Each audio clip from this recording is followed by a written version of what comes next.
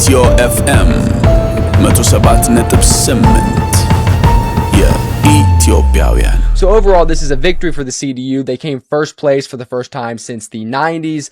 This is, it's an increase, not by much, but they were able to gain a few points from what they got in the previous election. So the CDU is definitely considering this a victory. They have won back control of the state, and their leader, Gordon Schneider, will likely become the next minister president of the state. And the SPD, once again, this is strong, and there are other places. This is higher than the national average. This is one state.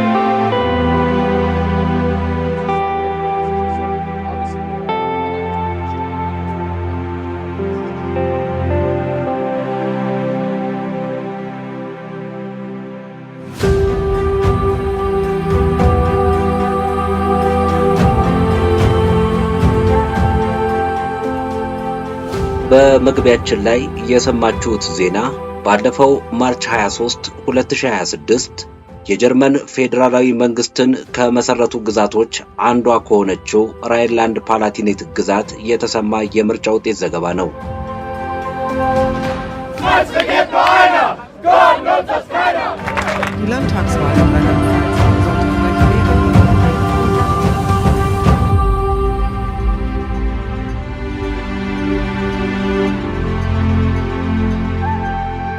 ይህንን ዘገባ እየሰማው ሳለ እግረ ህሊናዬ ከአንድ ሳምንት በፊት ወደ ኋላ ተራምዶ የዚህ ምርጫ ተወዳዳሪ በሆኑ ፓርቲዎች መካከል ሲካሄድ የነበረውን የሞቀ የምርጫ ክርክር ሂደት እንዳስታውስ ምክንያት ሆኖኛል።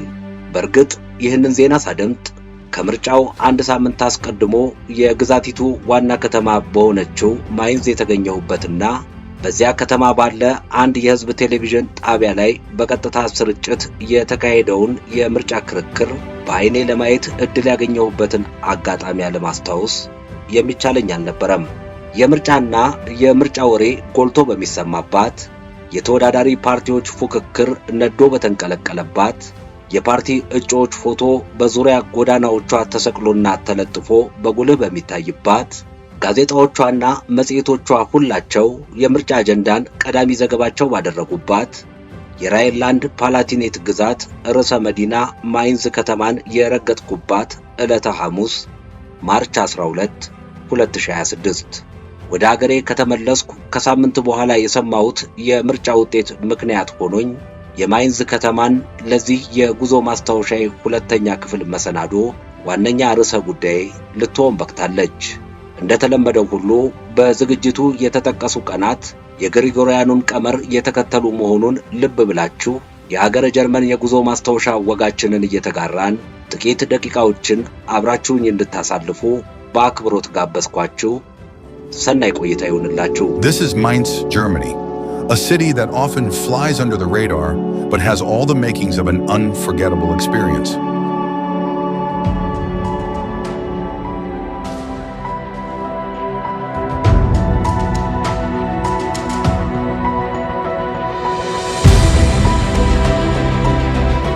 በመካከለኛውና በምዕራቡ የአውሮፓ ክፍል በግዝፈቱ የሁለተኝነት ደረጃን እየተቆናጠጠው ራይን የተባለው ዝነኛ ወንዝ በስተግራ አቅጣጫዋ በኩል ሰፊ ቦታዋን ወርሶ ተዘርግቶባታል።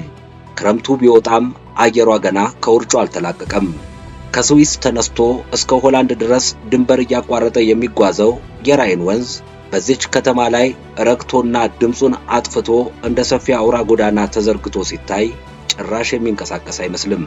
በህንፃዎቿና በመሰረተ ልማቷ ገጽታ ጥንትና አሁን፣ ድሮና ዘንድሮ ተሰባጥሮ የሚታይባት፣ የሮማ አጼ ሥርወ መንግስት ዋና መቀመጫው አድርጎ የኖረባት፣ በወይን ምርቷ መላው ዓለም የሚያውቃት፣ የሚዲያና የመረጃ አብዮት እንደ መስከረም አደይ ፈንድቶ የፈካባት የጀርመኗ ዝነኛ ከተማ ማይንዝ ታሪክ፣ ባህልና ዘመናዊ ህይወት ህብር ሰርቶ ያደመቃት፣ ጎዳናዎቿና መንደሮቿ ያለፈውን ዘመን የሚዘክሩላት፣ ዝነኛው የራይን ወንዝ ጥንታዊ ታሪኩን ተሸክሞ የሚፈስባት፣ እንግዶቿን በክብርና በፍቅር ተቀብለው የሚያስተናግዱላት ነዋሪዎቿ በደማቅ ፈገግታቸው ቀዝቃዛ አየሯን የሚያሞቁላት፣ ሲረግጧት ውበቷ፣ ሲለዩት ደግሞ ናፍቆቷ ልብን የሚገዛ ማራኪ ከተማ ናት ማይንዝ።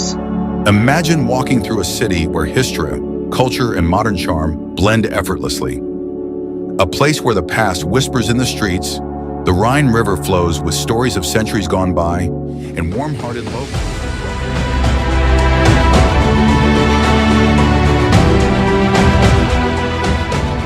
ማይንስ በጀርመን ጥንታዊ ታሪክ ውስጥ ፋይዳና ትርጉሟ ብዙ ነው። በከተማይቱ መካከል እንደ ተራራ ገዝፎ የቆመውና በሩቅ የሚታየው ሺህ ዘመናትን ያስቆጠረ ካቴድራል ቀርበው ሲጎበኙት ረጅም ዓመታትን የኋሊት አሻግሮ ያለፈውን ዘመን በህሊና ሰሌዳ ፍንትው አድርጎ ያሳያል። ይህንን አንጋፋ ካቴድራል ጨምሮ በከተማዋ የሚገኙ ጥንታዊ የኪነ ህንጻ ጥበብ ያረፈባቸው ህንጻዎቿ ማይንዝ የሺህ ዓመታት ታሪክ ባለቤት መሆኗን ያረጋግጣሉ። የታሪክ ድርሳናትም ቢሆኑ ይህች ከተማ ከሮማ አጼ ሥርወ መንግስት አንስቶ በባህል በፖለቲካና በሃይማኖት ስርዓት ውስጥ እጅግ የላቀ ስትራቴጂካዊ ጠቀሜታ የነበራት መዲና እንደነበረች ያረጋግጣሉ። በተለይም ከተማይቱ ከዚያ ዘመኑ የካቶሊክ ሃይማኖት ጋር በተገናኘ የአካባቢው አገረ ስብከቶች ሊቀ ጳጳስ መቀመጫ ሆና ለረጅም ዘመናት ስታገለግል መቆየቷን ነው በታሪክ የሚገለጸው። ይህ ብቻም አይደለም። ማይንዝ ወደ 10ኛው ክፍለ ዘመን ወደ ኋላም ወስዳ የቀድሞው ዘመን አይሁዳውያን ከነሥርዓተ አምልኳቸው የኖሩባት ጥንታዊት መዲና መሆኗን በታሪክ ጽሑፍ ብቻ ሳይሆን ሕያው ሆነው እስከዚህ ወቅት የደረሱ ቅርሶቿን ጭምር አስረጃ አድርጋ በማቅረብ ታረጋግጥልናለች። The city of 50,000 inhabitants is located on the Rhine, but Judaism has also left its mark here. In the Middle Ages, Speyer was one of the most important Jewish settlements in Central Europe, along with Mainz and Worms. The three cities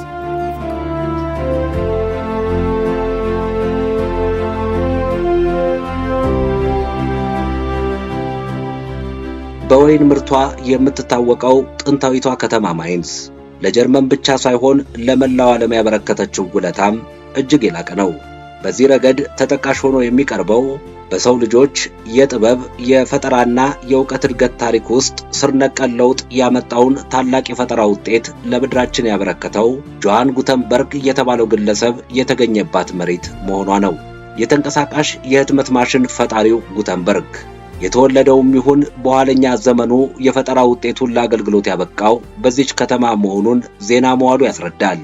በማይንዝ ከተማ የሚገኘው የጉተንበርግ ሙዚየምን ስጎበኝ የቆየሁባቸው ሰዓታት በታሪክ ጎዳና የኋሊት ተመልሼ በ1940ዎቹ የተቀጣጠለውን የመረጃና የሚዲያ አብዮት በጋድ ለመመልከት ያስቻለኝ ልዩ አጋጣሚ ፈጥሮልኛል።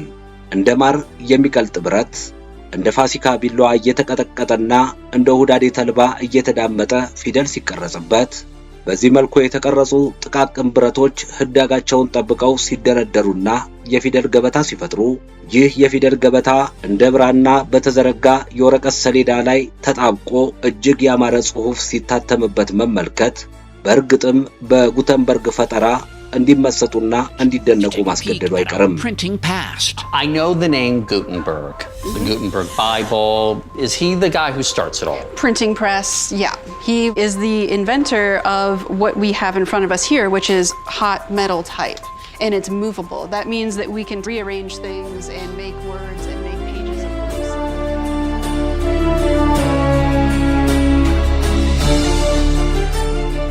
እርግጥ ነው ጉተንበርግ የመጽሐፍት ህትመትን የፈጠረ የመጀመሪያው ሰው አይደለም። እርግጥ ነው ጉተንበርግ የጽሑፍ ፊደል ገበታን የቀረጸ ፋናወጊ ፈጣሪም አይደለም። ይህ ቢሆንም ቅሉ ግለሰቡ በስነ ጽሑፍ ታሪክ ውስጥ ከርሱ በፊት ሊሞከር ቀርቶ የመታሰቡ ነገር ጭምር የሚያጠራጥር አዲስ ግኝት ይዞ የመጣ መሆኑን ግን መካድ አይቻልም። እርሱ ለዚች ዓለም ያበረከተው ዓመታትን ፈጅቶ ይጠረዝ የነበረ የመጽሐፍ ሥራን በቀናት ዕድሜ እንዲጠናቀቅ ያስቻለ እንዲሁም በይዘት በቅርጽም ይሁን በገጽታ ፍጹም ተመሳሳይ የሆኑ በቁጥር የበረከቱ አንድ አይነት የጽሑፍ መዛግብትን ለህትመት ያበቃ ተንቀሳቃሽ የህትመት ማሽን ነው። ይህም አንድ ወጥ የመጽሐፍት ጥራዞችና ተመሳሳይ ይዘትና ቅርጽ ያላቸው የጽሑፍ መረጃዎች በስፋትና በብዛት ለስርጭት እንዲበቁ አስችሏል። በውጤቱም የመገናኛ ብዙሃን የተባለው ጽንሰ ሐሳብ ለመጀመሪያ ጊዜ በዓለም የመረጃ አውድ ላይ እውን እንዲሆን አስችሏል። ተመሳሳይ ይዘት ያላቸው የጽሑፍ መልእክቶች በፍጥነት በብዛትና በስፋት እንዲሰራጩ ያደረገ ታላቅ የፈጠራ ውጤት በመሆኑ ለዚህም ነው ጉተንበርግ የመረጃና የሚዲያ አብዮት ፋና ወጊ ነው ሊባል የበቃው። The printing press represented a revolutionary step in humanity's process of multiplying and disseminating knowledge. Johannes Gutenberg's invention of movable type in the 15th century radically transformed book production and distribution. The legacy of the printing press represents the power of freely spreading knowledge and ideas, marking a significant milestone in human history from the past to the present. This documentary will delve into the discovery of this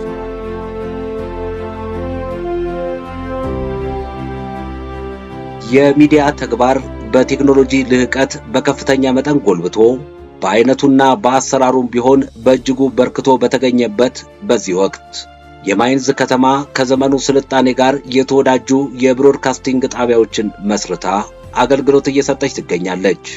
ከዛሬ 500 ዓመታት በፊት ጉተንበርግ የለኮሰው የመገናኛ ብዙሃን አብዮትን በጎበኘሁበት ተመሳሳይ ዕለት በዚች ከተማ የተገኘሁባቸው ሁለት የህዝብ ሚዲያ ጣቢያዎች ለዚህ አባባል አስረጂ ሆነው የሚቀርቡ ናቸው። በእነኚህ የሚዲያ ተቋማት በመቶዎች የሚቆጠሩ ምስል ከሳች አምፑሎች በጣሪያቸው ተሰቅለው የሚንቦጎቦጉባቸው የቴሌቪዥን ስርጭት ስቱዲዮዎች፣ እጅግ ከፍ ያለ ዋጋ የሚያወጡ ምስል ከሳች ካሜራዎች የተደገኑባቸው የሚዲያ ጣቢያዎች፣ ስራቸውን አውቀውና ለሙያቸው ታምነው በላቀ ትጋት የሚታትሩ ሙያተኞች ለቁጥር በሚታክት መጠን ለአገልግሎት ተሰማርተው ማየት የተለመደ ነው። በሚዲያ ተቋማቱ የተገኘውበት ሳምንት በዚያ ግዛት የሚካሄደው ምርጫ ወደ ፍጻሜው እየተንደረደረ ያለበት ጊዜ በመሆኑ ጣቢያዎቹ በእጅጉ ሥራ በዝቶባቸዋል። የሐሰት መረጃ ስርጭትን በወንፊታቸው አጣርተው በመለየት ህዝቡን ከቅጥፈት የመታደግ ለሁሉም የምርጫው ተወዳዳሪ ፓርቲዎች እኩል የአየር ሰዓት በመመደብ ሐሳባቸውን ያለ ገደብ እንዲያስተዋውቁ ዕድል የመስጠትና የማከራከር የፓርቲዎቹን ህዝባዊ ተቀባይነት በተረጋገጡ ቀመሮች እያሰሉ ትኩስ መረጃ የማጋራት በዚህ መልኩ ቢቆጠሩ አውለው የሚያሳድሩ ህዝባዊ ኃላፊነቶች የተጫኑባቸው የብሮድካስቲንግ ጣቢያዎች ለአፍታም ቢሆን የሚዘናጉበት ጊዜ አልነበራቸውም። ይህንን ታሪክ በግልጽ ለማሳየት ያስችለኝ ዘንድ በማርች 12 2026 ከሰዓት በኋላ የተገኘውበት ሳውዝ ዌስት ጀርመን ብሮድካስቲንግ ስቴሽን የተባለው የቴሌቪዥን ጣቢያ ጊዜያዊ የምርጫ ስቱዲዮ ውስጥ የተመለከትኩትን የቅድመ ዝግጅት ተግባርና ይህ ተግባር የፈጠረብኝን ልዩ ስሜት በጥቂቱ ማስቃኘት ተገቢ ይሆናል። በዚህ የጀርመን ጉብኝት ተሳታፊ የሆንን የሚዲያ ባለሙያዎች ቀደም ሲል የጠቀስኩት ጣቢያ ለምርጫው ሲል ያዘጋጀው የስርጭት ስቱዲዮ የሚገኝበት ስፍራ ቀን 10 ሰዓት ላይ ስንገኝ አጠቃላይ ስቱዲዮ በስራ ተጨናንቆ ነበር የጠበቀን። ጣሪያው ላይ የተሰቀሉ አምፑሎች በብርሃናቸው ያደመቁት ይህ ስቱዲዮ ዙሪያ ገባው በግዙፍ ካሜራዎች ታጥሯል። እነኚህ ካሜራዎችን በየአቅጣጫው ከተመዱ ሙያተኞች አንስቶ የምስልና የድምጽ ጥራት ተቆጣጣሪዎችን አካቶ ዳይሬክተሩንና አጠቃላይ ፕሮዳክሽን ማኔጀሮችን ጨምሮ ሙያተኞቹ ሁሉም በስቱዲዮው ውስጥ በሚከናወነው ተግባር ላይ ሙሉ ትኩረታቸውን አሳርፈው እየባተሉ ናቸው። በዚያ ስቱዲዮ መካከል በሚገኙ ሁለት የመስታወት አትሮንስ ጎን የቆሙ ሴትና ወንድ ጋዜጠኞች በፊት ለፊታቸው በኩል የተደረደሩ ተመሳሳይ አትሮንሶችን የከበቡ ግለሰቦችንና በዙሪያቸው ባለው ደረጃዎች ላይ የተቀመጡ እድምተኞችን በየተራ እያስተናገዱ ሐሳባቸውን ይቀበላሉ። ስቱዲዮው በዚህ መልኩ የተጠመደበት ተግባር እውነተኛ ቀረጻ እየተካሄደ ያለ አስመስሎታል። ግና በቦታው የሚታየው ይህ ሁሉ ልፋት ምሽት ከ2 ሰዓት ጀምሮ ለሚካሄድ የቀጥታ ስርጭት የሚከወን የቅድመ ዝግጅት ልምምድ መሆኑን ሲረዱ እንዲህ ያለውን ትጋት ሳያደንቁ ማለፍ ፈጽሞ አይቻልም። ህዝባዊ ኃላፊነትን በአግባቡ ለመወጣት አገራዊ ግዴታን በጥራትና በብቃት ለማከናወን ፍጹም ከሆነ የሙያ ፍቅርና ታማኝነት የሚመነጭ ታታሪነትን ተመልክቶ በዚህ አይነቱ ሙያዊ ስነ ምግባርና ተነሳሽነት አለመቅናትና አለመቆጨት በእርግጥም የሚቻል አይደለም።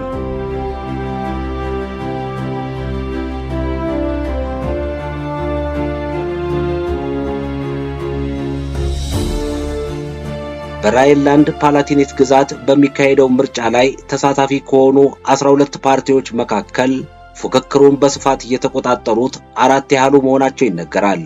ግራ ዘመሙ ሶሻል ዲሞክራቲክ ፓርቲ ኤስፒዲ፣ ቀኝ አክራሪው ክርስቲያን ዲሞክራቲክ ዩኒየን ሲዲዩ፣ ዘግሪን ፓርቲና ኦልተርኔቲቭ ፎር ጀርመኒ የተሰኙት አውራ ፓርቲዎች በዚያ በሳውዝ ዌስት ጀርመን ብሮድካስቲንግ ስቴሽን የቀጥታ ስርጭት ያካሄዱት የምርጫ ክርክር እጅግ የሞቀና የደመቀ መሆኑን ተመልክተናል። በተለይም ከነዚህ አውራ ፓርቲዎች ውስጥ በክርስቲያን ዲሞክራቲክ ዩኒየን ሲዲዩ እና በሶሻል ዲሞክራቲክ ፓርቲ ኤስፒዲ መካከል የሚካሄደው የአንገት ለአንገት ትንቅንቅ የምርጫውን ውጤት አጓጊ አድርጎት መዝለቁን ነው ለመረዳት የቻልነው። የሁለቱ የምርጫ ተፎካካሪዎች ትንቅንቅ ከሁሉ በላይ ሊግልና ሊደምቅ የቻለበት ምክንያት ምንድነው የሚለውን ጥያቄ ያቀረብኩላቸው በምርጫ ስቱዲዮ ያገኘኋቸው ሙያተኞች በሰጡኝ ምላሽ ሲዲዩ የተባለው ቀኝ አክራሪው ፓርቲ በፌዴራል መንግስት ደረጃ ጀርመንን እየመራ ቢሆንም ግዛቲቱን የሚያስተዳድረው ግን ግራ ዘመሙ ኤስፒዲ ፓርቲ ነው። ሁለቱ ፓርቲዎች በአገር ደረጃም ብርቱ ተፎካካሪ ናቸው። ለዚህ ነው ፉክክራቸው አንገት ለአንገት በሚባል ደረጃ የተጋጋለው በማለት አብራርተውልኛል። በቆይታዬ ለመረዳት እንደቻልኩትም የራይንላንድ ፓላቲኔት ግዛት የምርጫ ሂደትን የሚያሸንፈው ማን ነው? የፌዴራል መንግስቱ ገዢ ወይስ የፌዴራል ግዛቱ አስተዳዳሪ የሚለው ጥያቄ የመራጩን ህዝብ ልብ በጉጉት አንጠልጥሎ የዘለቀ መሆኑን ነበር። በግዛቲቱ ነዋሪዎች ላይ የተመለከትኩት ይህ ጉጉት ስሜቱ በእኔም ውስጥ ተጋብቶብኝ ነበር የማይንዝ ከተማ ለቅቄ የወጣሁት። ይህም ሰበብ ሆኖኝ የምርጫውን የመጨረሻ ሳምንት ፉክክርና የምርጫ ዕለቱን ውጤት ከነዋሪው እኩል ስከታተል ቆይቻለሁ።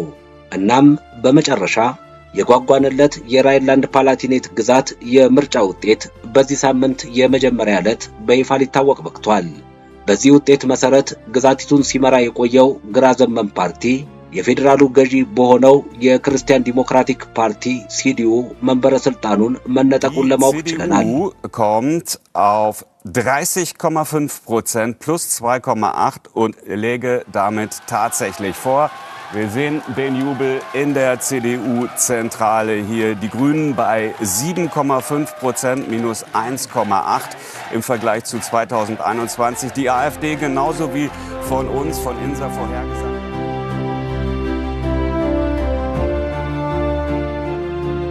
ራሳቸውን በራሳቸው የማስተዳደር ሙሉ መብት ያላቸው 16 ግዛቶች በፌዴሬሽን የመሰረቷት ጀርመን የሰለጠነ ፖለቲካዊ፣ ኢኮኖሚያዊና ማህበራዊ ስርዓትን በመላ አገሯ ባህል አድርጋ ለመትከል በቅታለች። ይህም በውጤቱ በስልጣኔ ልቃ፣ በሀብት በልጽጋ፣ በዜጎቿ የኑሮ ደረጃም ተመንድጋ እንድትገኝ አስችሏታል። ጠብቃ ካቆየችው ጥንታዊ ታሪኳ በጎውን አዳብራ ከክፉና መጥፎም በአግባቡ ተምራ ጠንካራ አገረ መንግስት ለመገንባት ትችላለች ተብሎ የሚነገርላት ጀርመን ለዚህ ስኬት የበቃችበት ግንባር ቀደም ምክንያት ሌላ ሳይሆን ሰውን ማስቀደሟ መሆኑን ግን ደግሞና ደጋግሞ ማስታወስ ተገቢ ይሆናል።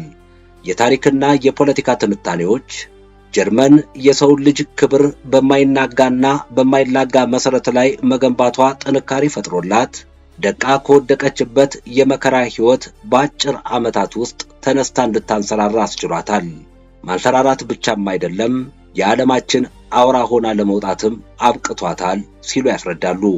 በእርግጥም እንደተባለው አገር ማለት ሰው ነው የሚለው ብሂል በዚች አውሮፓዊት ምድር በገሃድ ተረጋግጧል ቢባል ማጋነን አይሆንም።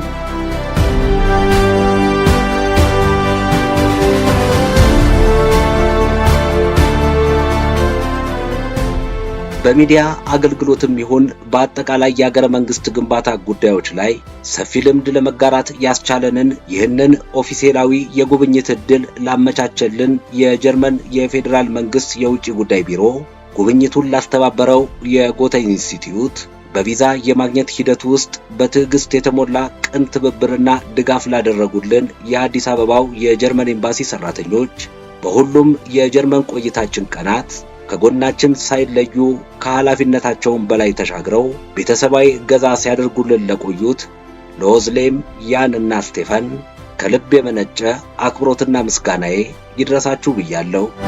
አበቃው።